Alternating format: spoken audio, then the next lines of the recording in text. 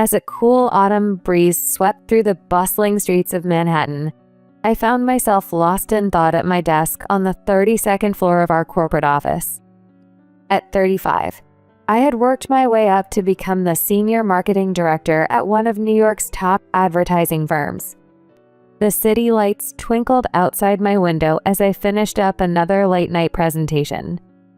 A decade of dedication had built my reputation in the industry, but sometimes I wondered if success was worth the loneliness it brought. The advertising industry had taught me that timing was everything.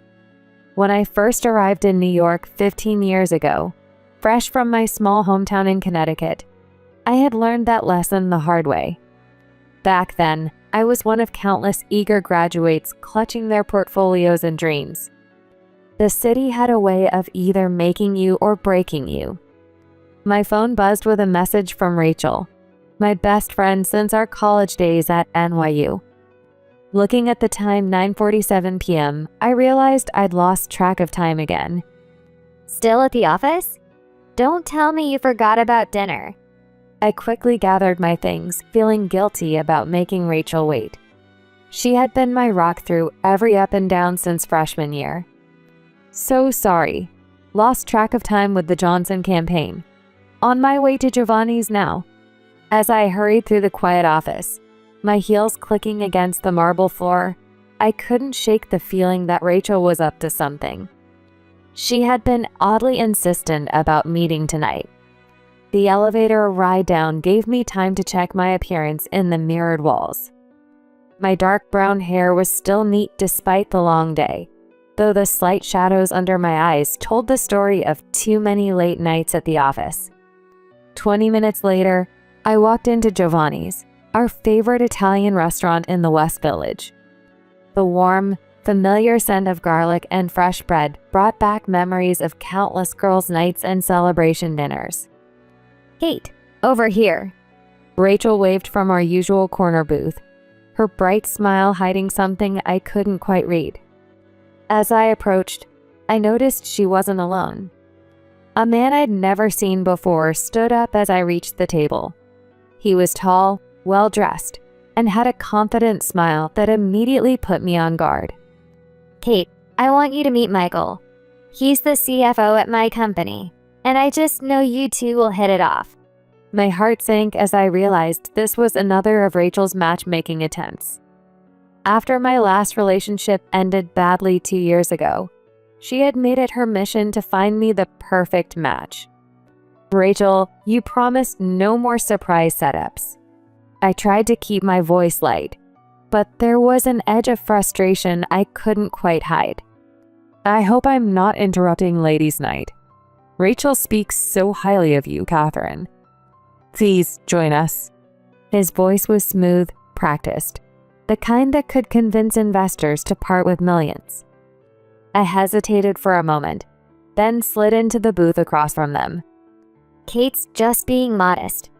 Did you know she single-handedly landed the biggest account in her firm's history last month? I shot Rachel a warning look. She knew I hated being put on display like this. The Morrison Group campaign? That was you? I was impressed by the strategy. Something in his tone made me look up. His dark eyes held genuine interest, not just polite conversation. Yes, though it was definitely a team effort. The creative department deserves most of the credit. Always deflecting praise. Rachel said you do that. How about we order some wine and you tell me the real story? Despite my initial reluctance, I found myself warming to his direct approach. The conversation flowed easily as we shared stories about the cutthroat world of Manhattan business. 3 hours later, I was surprised to find I'd actually enjoyed myself. Michael was intelligent, witty, and seemed to understand the demands of a high-powered career. Look at the time. I should head home. Early meeting tomorrow. You two stay and enjoy dessert. Rachel's innocent expression fooled no one as she gathered her things. I knew this had been her plan all along. I know a great place for gelato just around the corner, if you're interested. I should have said no. My usual caution screamed at me to make an excuse and leave. But something made me hesitate. Lead the way. As we walked through the cooling night air, Michael told me about growing up in Boston, his move to New York 5 years ago, and his passion for classical music. He seemed too good to be true. That evening marked the beginning of what seemed like a perfect romance. Over the next few months, Michael and I fell into an easy rhythm of dinner dates, weekend brunches, and long walks through Central Park. But looking back, I should have noticed the small warning signs. The way he always insisted on choosing the restaurant. How he subtly criticized my work hours. The occasional comments about my spending habits. It started with my American Express Platinum card. I had left my wallet on the kitchen counter while getting ready for work. "Hey, I borrowed your Amex for a quick business lunch. Hope that's okay." The text came just as I was heading into an important client meeting. I felt a twinge of unease but pushed it aside. That evening, I checked my account and found charges for not just lunch, but also designer clothing and high-end electronics. When I confronted him, his response left me cold. "Come on, Catherine.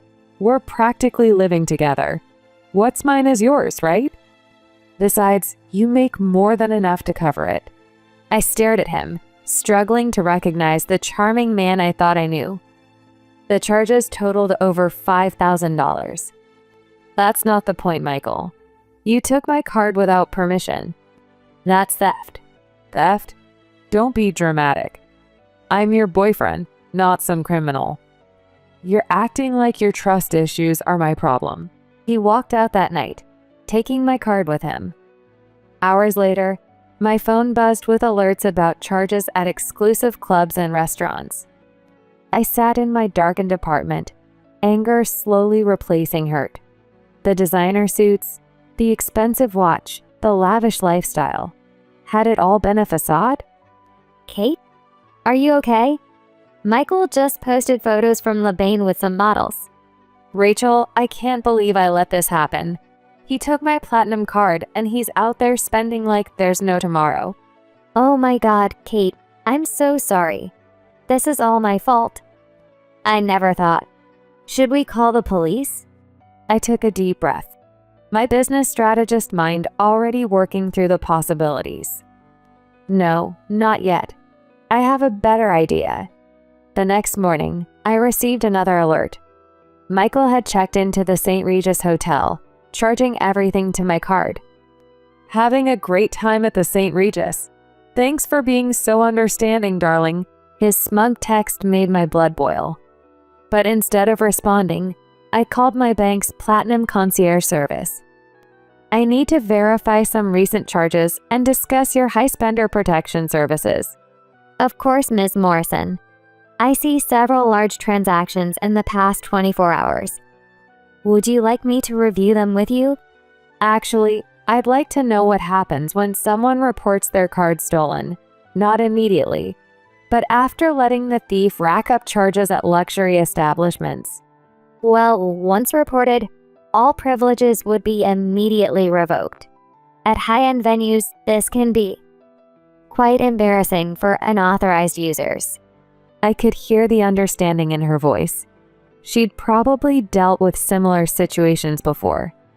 I spent the next 2 days tracking Michael's spending spree through my banking app. Lebain, 11 Madison Park, Gucci on 5th Avenue. He was living his best life on my credit. By the third day, my plan was ready. I knew Michael's pattern now. Morning spa treatments, expensive lunches, afternoon shopping, and evenings at exclusive clubs.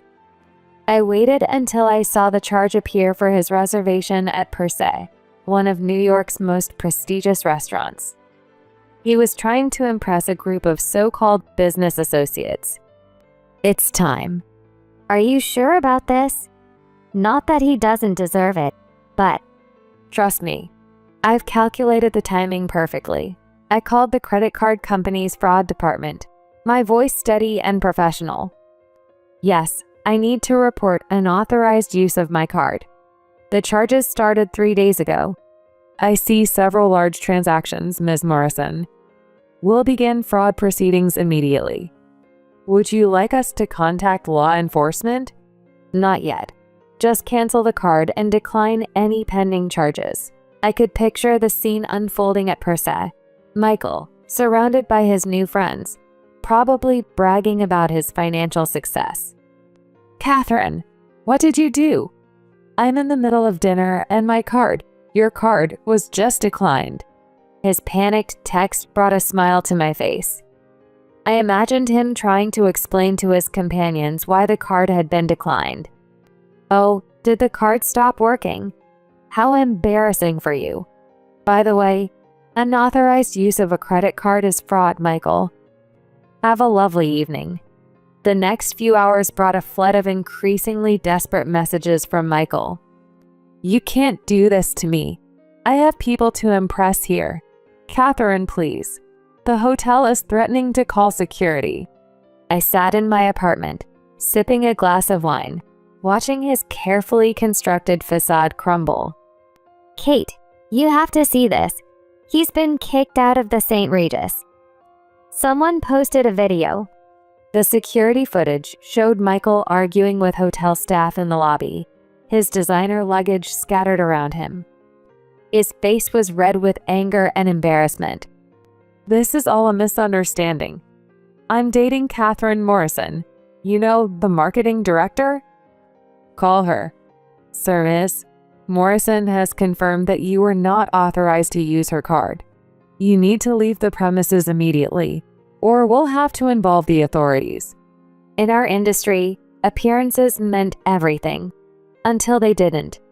The facade of success could be both a shield and a trap. Walking through our agency's creative department a week later, I overheard whispers about Michael's latest venture.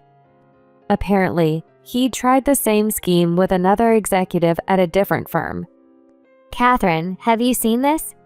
He's being investigated by the SEC now. The news article detailed allegations of financial misconduct stretching back years. I felt a mixture of vindication and sadness. Don't tell me you're feeling sorry for him. No, I am realizing how easily we can mistake confidence for competence, charm for character. My team was preparing for the biggest pitch of the year, a global beauty brand that could transform our agency. The irony of selling authenticity in a world of carefully crafted images wasn't lost on me. The creative team's nervous about the pitch. They say the client's impossible to please. Tell them that's exactly why they hired us. We don't sell perfection anymore. We sell real stories. Later that evening, as I reviewed the pitch deck in my office, Rachel stopped by with takeout from our favorite Thai place. You're not still working on the beauty campaign? It's past 9, Kate. Just making some final adjustments. This campaign is different. It's about embracing imperfection, about being real. The next morning, I stood before the client team, my presentation ready. But instead of our usual polished pitch, I started with a story. Last year, I learned the hard way that appearances can be deceiving. That sometimes the most beautiful packaging hides the ugliest truths. The room fell silent as I shared a version of my experience, weaving it into our campaign message about authentic beauty and real strength. This is different, refreshing. Tell us more. We won the beauty account that day, the largest in the agency's history. But the real victory wasn't in the contract numbers. 1 month later, I stood on stage at the National Advertising Awards, accepting the Innovation in Marketing Award for our authenticity campaign. Success isn't about perfection, I said into the microphone. It's about being brave enough to show your true self to the world. In the audience, I saw Rachel wiping away tears. She'd been there through everything. The triumphs, the heartbreaks, the transformations. Later that night, at the after party, a familiar face approached me at the bar. It was Michael, looking considerably less polished than before. Catherine, congratulations on the award. I saw your speech. Thank you, Michael. I hope you're doing well. and I meant it. His deception had led me to my greatest professional achievement and personal growth. I'm getting help for my issues with money and honesty. Your actions that night at Persa, they were a wake-up call. I'm glad you're getting help, Michael. Sometimes our worst moments can lead to our best changes. As he walked away, Rachel appeared at my side, protectively watching his departure. Are you okay? I saw him talking to you. You know what? I really am. For the first time, I feel completely free of that whole chapter. The next morning, I made a decision that surprised even me. I started a mentorship program at our agency specifically focused on helping young professionals navigate both career and personal challenges. But why focus on personal growth in a professional setting? Because they're inseparable. Every personal challenge shapes our professional decisions, and every professional triumph affects our personal growth. 6 months later, our mentorship program had become a model for other agencies. The story of how a fraudulent romance led to professional innovation became a case study in turning setbacks into comebacks. One evening, as I watched the sunset from my office, Rachel brought in a small cake with a candle. Happy 1-year anniversary of your greatest revenge, which turned into your greatest success. You know what the best revenge really is? Living well and helping others do the same. As we shared the cake and laughed about how far we'd come, I realized that success wasn't about avoiding betrayal or protecting yourself from hurt. It was about learning, growing, and becoming stronger through every experience. My office had become something of a safe haven for young professionals seeking advice. The view of Manhattan's skyline served as a backdrop for countless conversations about career growth, personal challenges, and life's unexpected turns. The lesson I'd learned from Michael had transformed not just my personal life, but my professional approach too. Authenticity wasn't just a buzzword. It was a survival strategy. Looking back at that tumultuous year, I realized how much my career had shaped my response to betrayal. 20 years in the cutthroat world of advertising had taught me patience and strategy. Sometimes the best revenge isn't about getting even. It's about growing stronger and wiser from the experience.